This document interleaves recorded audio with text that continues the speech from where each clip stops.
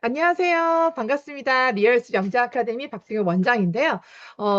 요즘에요. 초등학교 1학년, 2학년, 3학년 이 저학년 시기에 본격적으로 뭐 입시보다는 아이들의 숨겨진 어떤 성향을 발견하고 호기심의 불씨를 살려주는 것이 핵심이 되겠는데요.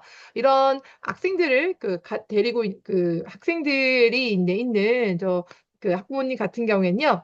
아이들이 어떻게 수학을 제법 좋아하는 것 같은데 선행을 이 정도 하면 될까? 또 우리 아이가 엉뚱한 질문을 좀 많은 것 같은데 이게 연계성에 관련이 있을까라고 고민이 많으실 건데요. 이런 눈높이에 맞춰서요. 우리가 일상 속에서 아이들이 이렇게 귀엽게 생각하는 그 호기심을 가지고도 이공계 역량을 키워나갈 수 있는 연결고리를 알려드리고자 이렇게 오늘 강의를 준비해 보았습니다.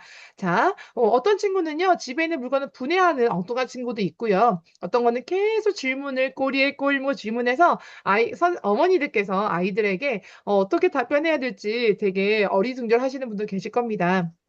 그래서 제가 이 영재 디렉터로서 우리 아이들의 어떤 이과 성향을 판별할 수 있는 방법을 안내해 드리도록 하겠습니다. 초등학교 1학년부터 3학년까지 바로 골든타임이 되어가지고요. 영재성을 잘 판별해서 아이들을 미리부터 준비시켜 주는 게 되게 좋을 것 같은데요. 일단 중요한 건요. 지금 우리 아이들이 지금 시대가 어떤 시대인가요? 인공지능 시대가 되었죠. 그래서 어떤 분야든 지금 계속 여러 분야에서 인공지능을 많이 이렇게 활용하고 있습니다. 그러다 보니 우리 아이들도 이공계적으로 미리부터 준비해서 좀 더 다른 친구들보다 다른 학생들보다 우리 아이들이 조금 더 준비했으면 좋겠다. 또는 영재성이 있다면 조금 더 우리 아이를 키워서 좀 더 준비시켜 주고 싶다 하시는 분이 계실 겁니다. 어떤 분은 '우리 아이 영재 아닌데.'라고 생각하시면서 '아유 우리 아이 영재 아닌데 굳이 할 필요가 있나.'라고 생각하시는 분도 계시고요. 우리 아이는 그냥 호기심만 많고 과학에 대해서는 별로 잘 아는 게 없습니다라고 하시는 분도 계실 수 있습니다. 하지만 이런 친구들에게 조금씩 조금씩 경험을 시켜주시면서 이런 역량들을 키워나갈 수가 있습니다. 그래서 또 보통 보면은 수학 선행을 좀 하고 있는데 과학은 아직 아무것도 시작하지 않으신 분도 계세요. 제가 영재 교육원을 이제 대비하기 위해서 준비하다 보면 충분히 수업을 하다 보면 영특하죠. 이해도 되게 잘하고 문해력도 되게 좋습니다. 그런데 과학적인 문제를 원리를 풀 때는 수학 문제를 푸는 것처럼 명쾌하게 과학은 답을 하지 못한 친구가 많이 있습니다. 그러니까 답을 썼어요. 어느 정도는 아이가 이해력도 있고 어떻게 보면 추리력도 있다 보니까 어느 정도는 들은 가닥이 있어서 학교에서 배운 그런 개념이 있다 보니 과학에 대한 답안을 쓸 때 어느 정도는 그냥 뭐 맞는 느낌이 들어요. 근데 뭔가 이렇게 이거를 맞다고 해야 될지 아니면 틀렸다고 해야 될지를 구분이 안 가는 그런 답은 다시 교정해 줍니다. 그래서 정확하게 여기에 맞는 원리를 쓰고 또 대략적으로 쓴 서술형 답안을 조금 더 구체화해서 A인지 B인지 무엇이 주어인지 무엇이 목적어인지를 조금 구분해서 쓰게 해요. 그래서 보통 우리가 실험을 할 때 실험 설계를 하거나 방법을 쓸 때 구체적으로 자세히 써서 그 실험을 직접 하지 않아도 그 설명한 것만 보아도 실험한 내용을 머릿속에 그림을 그릴 수 있게 작성하거든요. 그런 것처럼 과학 같은 경우에는 그렇게 자세하게 꼼꼼하게 설명하는 것이 매우 중요합니다. 그래서 그림도 함께 그리고 설계도도 같이 그려서 글도 함께 있으면 좋지만 그림이 없이 설계도 없이 글만 있다면 보통 우리가 서술형 답안을 쓸 때 탐구형에 대해서 실험 과정 설명을 할 때 서술형으로 많이 쓰게 되는데요. 이럴 때도 자세하게 무엇과 무엇이 어떻게 했다는 것을 설명해야 되는데요. 요런 것들을 잘 설명해야 됩니다. 우리 아이들이 수학 문제만 많이 풀고 답을 내는 것에만 이렇게 어떻게 보면 훈련돼 있다 보니 과정에 대해서 쓰는 것에 대해서 익숙하지가 않아요. 특히 또 이해력은 좋지만 과학에 대해서 기본적인 개념이 바탕이 잘 안 돼 있을 경우에는 거기에 대해 설명을 잘 못합니다. 그래서 영재원을 준비하고 있다면 특히 우리 아이가 영재원을 지원해도 될까? 우리 영재성이 조금이라도 가능성이 있을까라고 고민하신 분들 같은 경우에는 평소에 수업하고는 어떤 방식들을 조금씩 변화시켜 주시면서 가능성을 두드려 보시는 것이 좋겠습니다. 보통 초등학교 친구들이 일단 질문을 되게 많이 하고요. 엉뚱한 질문할 뿐만 아니라 또는 자기가 궁금한 거에 대해서 찾아보고 끊임없이 알아가려고 하고 책으로 뒤져보고 하는 친구가 있고 어떤 친구는 궁금한 것도 잘 없고 그냥 주는 대로 받아먹는 대로 이게 왜 짜지? 이게 왜 달까? 이렇게 생각하고 고민하는 시간도 없이 그냥 그대로 무념무생으로 그냥 가는 친구도 있습니다. 그런데 영재성이 좀 있는 친구들은요. '왜 그럴까? 왜 그랬을까? 아, 이건 이랬을까?라고 해서 추리하거나 추측하거나 조금이나 생각을 펼쳐나가서 블랭크 되는 부분을 찾아가려는 어떤 성향이 보입니다. 또는 이런 것들이 이제 발명에서 좀 비춰지는데요. 생활 속에서 불편한 것이 있다. 그러면 그 불편한 것 좀 더 편리하게 만들어내기 위해서 나름대로는 방법을 찾아갑니다. 사소한 불편함이죠. 예를 들어서 뭐 밥을 먹다 국물을 쏟았어요. 근데 짜증이 날 수도 있지만 왜 국물을 쏟았을까? 국물을 좀 쏟지 않고 국물을 조금 마실 때 바닥에 쏟지 않는 방법은 없을까? 국물을 먹다 바닥에 쏟으면 뭐 식탁 위나 그 식탁 위가 더러워지잖아요. 그럴 때마다 또 얼룩이 질 수도 있고 또 닦아야 되고 하니까 흘리는 걸 싫어하는 친구들 같은 경우에는 오히려 더 어떻게 보면은 국물을 더 잘 먹고 싶어 할 수도 있잖아요. 안 흘리고. 그래서 쏟아지지 않도록 하기 위해서 뭐 그릇의 모양을 조금 더 변화시켜 줄까라고 고민하는 친구도 있고요. 또는 뭐 필통에 또 연필이랑 지우개랑 막 넣으니까 필통이 너무 두꺼워진 거죠. 그래서 이것들을 조금 더 편안하게 한 번에 사용할 수 있게 하는 그런 올인원 문구류는 없을까라고 해서 발명 아이디어를 생각해내는 엉뚱한 친구도 있습니다. 또 하나는요, 따뜻한 마음을 가져가지고요, 주변에 어떤 관찰하는 겁니다. 할머니가 걸어 다니시는데 힘들어 보이시니까 좀 보행 도구를 조금 더 만들어 드리면 어떨까? 평소에 사용하고 계시는 그 보행 도구의 불편한 점을 발견해서 조금 더 편리하고 안전하고 또 이렇게 튼튼하게 만들어질 수는 없을까라고 생각을 하는 거죠. 그래서 나름대로는 그런 따뜻한 그 마음을 가진 관찰력으로 우리 할머니를 위해서 도와드리겠다라는 마음으로 발명하기도 하고요. 하지만 요런 거 하다 보면요. 여러 가지로 조금 실패할 때도 있습니다. 실제로 생각했던 거와 다르게 변화시켜 줘야 되거나 또 아예 포기해야 되는 경우도 있거든요. 그럴 때 좌절하지 않고 뭐야 내가 생각했던 아이디어가 누가 다 만들어 놨네.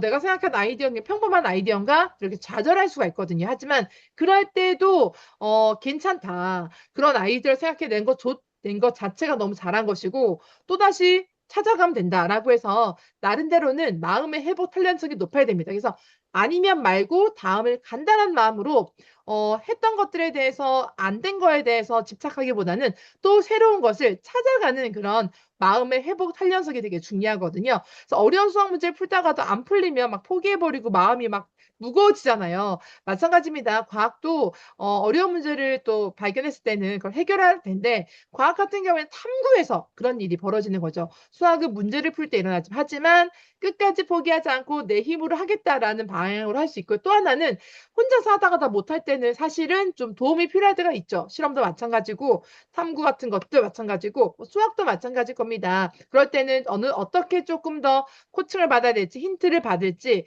아니면은 답안을 보면서 내가 그동안에 풀지 못했던 부분에 허를 찌르는 부분을 찾아낼지 여러 가지가 있습니다. 그래서 이런 모든 것들을 해결해 나가는 문제 해결 과정이 필요한데요. 약간 이공계적인 그 어떤 성향을 가진 친구들은 그런 어려운 문제가 있을 때 일단 먼저 본인 스스로 끝까지 해보려고 해요. 그리고 안 될 시에는 일단 나중에 틀렸을 때 그걸 받아들이죠. 그리고 그 다음엔 해결할 어떻게 이걸 풀어야 될까라는 것도 알아가는 과정이 또 있습니다. 그래서 나름대로는 스스로 좀 해보려고 하는 자기 주도학 능력이 좀 있는 친구들이고요. 그러다가 좀 이제 안 되거나 어려울 때 도움을 요청할 수 있겠죠. 그런데 아무튼 스스로 끙끙거리면서 하는 과정 속에서 본인의 어떤 문제 해결력이 길러지는 것이고요. 그러면서 뭔가 찾아보고 또 어떻게 하면 해결할 수 있게 해보고 하는 거죠. 그리고 나중에는 본인만의 방법을 터득하게 됩니다. 그래서 또 새로운 사람과 또 만나서 새로운 방법을 찾아냈을 때 그걸 다시 또 자기의 방법과 융합시켜 버릴 수가 있어요. 그래서 나름대로는 이공계적인 성향을 가진 친구들은 좀 쿨한 성향이 있을 수도 있어요. 왜냐면 쿨한 성향을 가지고 있어야 이런 실패도 다시 도전을 할 수 있는 경험이 될 수 있기 때문이죠. 그래서 우리 아이들한테 보실 때 특히 발명을 제가 추천드립니다. 발명하는 것을 좀 해보게 되면요. 그러면서 뭔가 새로운 문제를 발견하게 되고 해결하는 과정 속에 아이가 탐욕이 증가하고 내가 왜 이 과학을 공부해야 될지 이게 왜 필요한지를 알게 돼서 훨씬 더 학습의 흥미가 느껴지기 때문입니다. 그래서 우리 아이들한테요. 조금 저학년 친구들한테 늦지 않도록 좀 늦지 않도록 어떤 진도를 빼는 수업도 중요하지만 그 배운 진도를 응용하는 수업, 즉 탐구 활동하는 수업, 비교과적인 활동도 같이 함께 병행해 주시면서 영재 교육을 생각하신다면은 그런 비교과 활동들을 바탕으로 해서 자기소개서 준비하셔야 되기 때문에 이런 것들 기억하시면 좋겠습니다. 마무리 정리해 보겠습니다. 자, 우리 초등학교 1학년부터 3학년까지 아이들 중에서 이공계 쪽의 아이들을 판별할 수 있다라는 것 중에 그중에 아주 다양한 것도 있지만 제가 추천드리는 건요. 어떤 탐구 활동을 시켰을 때 어떤 실험을 시킨다던가 어떤 개념을 또 파악해야 되는 부분 또 하나는 예를 들어서 어떤 그 실험의 탐구의 결과를 또는 결론을 적어야 되는 경우에는 나름대로는 논리적으로 거기에 대한 그 답을 써내는데 그 안에서 나름대로는 좀 구체적으로 자세하게 써낼 수도 있지만 그 안 핵심이 과학적인 원리가 좀 들어가게 한다. 만약에 그런 부분이 빠져 있다면 보충해주면 됩니다. 또 하나는 탐구 활동을 할 때 아이가 계속 꼬리에 꼬리 물고 질문하면서 문제 해결하면서 어떻게 해야 될지를 그 다음 과정을 생각해내는 과정이 있습니다. 그래서 집에서 코칭해 줄 수 있는 방법은요. 질문을 많이 해주면 좋겠습니다. 그리고 그것들 스스로 아이가 그냥 질문하고 자기가 찾는 것이 아니라 질문하면서도 본인도 찾아가는 과정을 하는 노력하는 이런 친구들이 나름대로는 이공계 관련된 어떤 역량이 있다고 볼 수 있겠습니다. 그래서 오늘 강의를 통해서 또 강조드리고 싶은 건요. 진도 나가는 수업만 하는 것만 하지 마시고 네, 아이들한테 이론과 접목할 수 있는 탐구 활동을 같이 시켜주시면서 인공지능 시대에 생각하는 아이 그리고 문제를 해결할 수 있는 아이 그리고 자기 주도학 능력을 길러줄 수 있는 아이로 지금 1학년부터 3학년 사이에 저학년부터 차근차근 길러주면 좋겠습니다. 그 입문 과정을 저는요. 발명을 추천드리고 싶습니다. 그 외에도 탐구 활동을 할 수 있는 방법도 있거든요. 4학년부터 나가는 과학 전람회 대회 같은 것도 나가보시는 것도 추천드립니다. 차근차근 이렇게 탐구 활동해 나가면서 본인만의 어떤 스타일 그리고 내가 공부해보니까 이론은 공부해보니까 이런 부분에 좀 관심이 있어. 그래서 영재성 있는 친구들은 이론 공부하면 그 이론을 바탕으로 뭘 연구하면 좋을까? 아, 이런 거 이렇게 되면 좋을까? 막 머릿속이 막 이렇게 막 활발하게 움직여요. 이런 친구들과 같이 대화 나누면 되게 재밌고 아주 아주 흥미롭습니다. 그래서 그런 친구들이 좀 이공계 쪽으로 발전시킬 가능성이 높다. 그래서 지금 당장은 내공이 좀 없다 하더라도 지금부터라도 차근차근 쌓아가시는 걸 추천드리고요. 한 예로 그 1학년부터 6학년 과정까지 교과 과정 있잖아요. 그런 교과 과정에 문제집이 있어요. 기본 교육과 문제집을 좀 차근차근 이제 개념부터 문제 풀면서 한번 훑어버리고 그 다음에 제가 추천드린 영재원 대비 교재 중에 1031 과학책이 있습니다.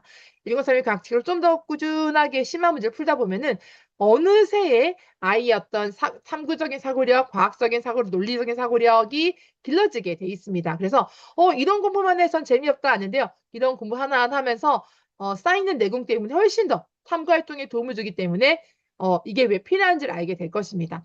자, 이래서 제가 수업을 하면서 많이 느낀 건데요. 기본적으로 아이가 연계성이 있다면 어떤 원리를 파악했을 때 응용해낼 수 있는 능력이 뛰어납니다. 한 가지를 알려줬는데 10가지, 20가지까지 응용해내는 친구들도 나름대로는 연계성이 있다. 그리고 이경계적으로 발전시킬 수 있다 할 수 있는데요. 우리 아이는 하나를 알려주면 마이너스가 되어 잊어버립니다 하실 텐데요. 아직 아이들을 그것만으로 판별할 수가 없습니다. 조금 더 아이가 흥미로웠거나 좋아하는 것이라면요. 그렇지 않을 거예요. 어떤 것을 아이한테 주어졌는지 다를 거거든요. 아이가 흥미로워하고 좋아하고 호기심 있어 하는 것이라면 그것을 계속 파고들게 될 것입니다. 그래서 아이한테 던져준 것이 무엇인지, 또 아이가 어떤 걸 찾고자 하는지를 한번 더 궁금해하시고 물어보시고 대화 소통하시면 좋겠습니다. 그리고 아이들을 찾을 수 있도록 다양한 경험을 시켜주셔야겠죠. 그래서 또 하나 더 추가로 말씀드릴 건요. 책을 읽는 것을 추천드립니다. 너무 뭐 공부할 게 많아 시간이 너무 부족해서 책 읽을 시간이 없어 라고 하지 마시고요. 정말 책 읽는 시간은 아이가 할애할 수 있도록 그래서 꾸준하게 다양한 경험을 하는 것도 책 속에서 경험할 수 있기 때문에 그 다양한 경험을 책을 통해서 할 수 있도록 도와주시면 좋겠습니다. 감사합니다. 오늘 영상 도움이 되었다면 좋아요, 또 구독, 알림 설정 부탁드리겠습니다. 감사합니다.